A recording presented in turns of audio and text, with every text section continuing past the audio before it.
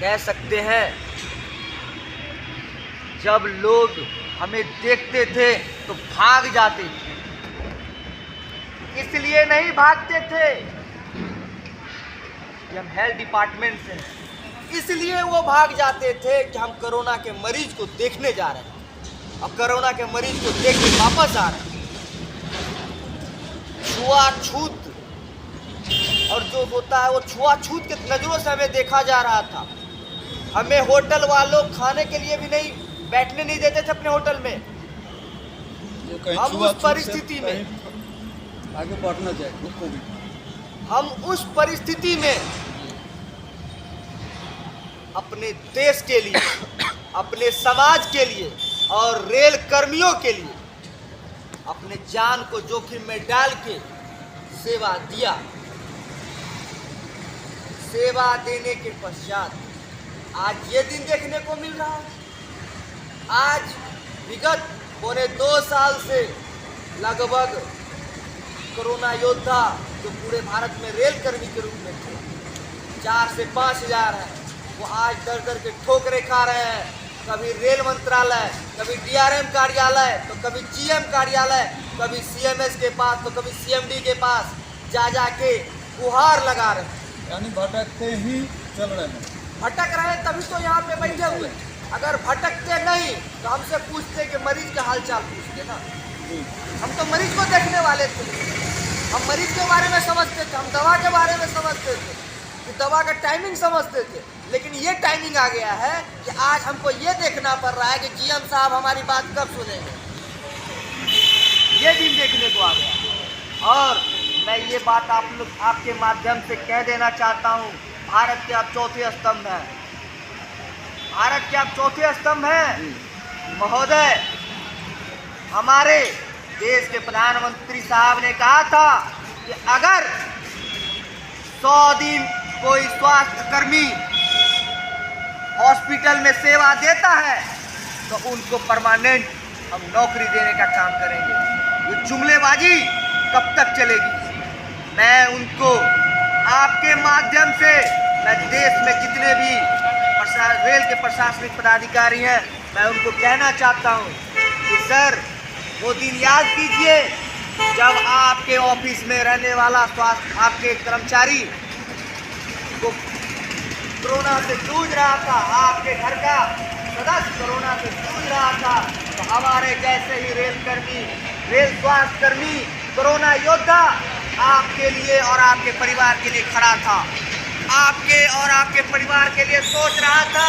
आज ये दिन सोचने को आ गया, आप हमें बिना अनुमति के, बिना लिखित रूप से आप हमको हमसे काम नहीं ले रहे हैं, हमें सेवा देने का मौका प्रदान नहीं कर रहे हैं। मैं खुला चुनौती देता हूँ, या तो फिर से हमें काम पे लाया जाए या आमने सामने बैठ के वार्ता किया जाए कि आगे क्या करना है। मैडम क्या कौन को अपना नाम बताया और कैसे? मेरा नाम आरती सिस्टर। हम railway hospital, central hospital Patna करबिया में कार्यरत हैं और हम लोग को अभी अपने काम पर से बैठा दिया गया है। हम वो स्वास्थ्य कर्मी हैं जो हम लोग मरीजों का सेवा करते करते अपना नौकरी ही खो दिए। हम लोग वो बदनसीब लोग हैं। यानी कहने का मतलब पूरा परिवार को कोविड में छोड़ते हुए आप यहाँ रोड पर तक के आ चुके हैं। कोरोना महामारी में एक ऐसा समय था जो डिलीवरी पेशेंट आता था तो उन लोगों को कोई पूछता नहीं था, कोई छूता नहीं था। छुआछूत तो अलग की बात, लेकिन कोरोना के चलते उन लोगों पे कोई नज़र भी नहीं लगाता था। उस समय में हम लोग अपने हाथों से पेशेंट को बैठाए, उसका हालचाल पूछे, उनको सहायता किए। डिलीवरी के दर्द आप लोग समझ सकते हैं कि डिलीवरी या कितना पीड़ादायक है। तब में हम लोग ने उन लोगों का साथ देते हुए उन लोगों के चेहरा में मुस्कान लाया और हम लोगों को इंसान के चेहरे में मुस्कान लाने का परिणाम ये हुआ उसकी आज हम लोग धरना पे बैठे हुए हैं। धन्यवाद।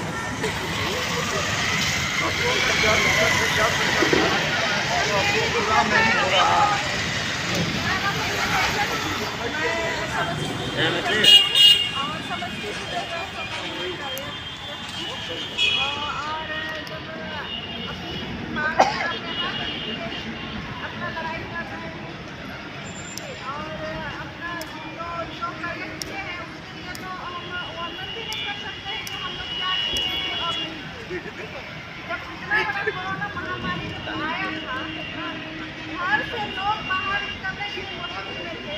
उस वक्त में हम लोग सेवा दिए लोगों को, एक कर्मचारियों का सेवा दिए जो अपना जान खतरे में डाल करके हमारे पास में हाथ उठाने के लिए आए थे। जब हमारे सेवा लेने के लिए आए थे, उस वक्त में हम लोग अपना लोगों की सेवा की, अपना छोटे छोटे बच्चों को छोड़ करके, घर परिवार को छोड़ करके अपना जान जोखिम में डाल करके हम लोग सेवा दिए थे।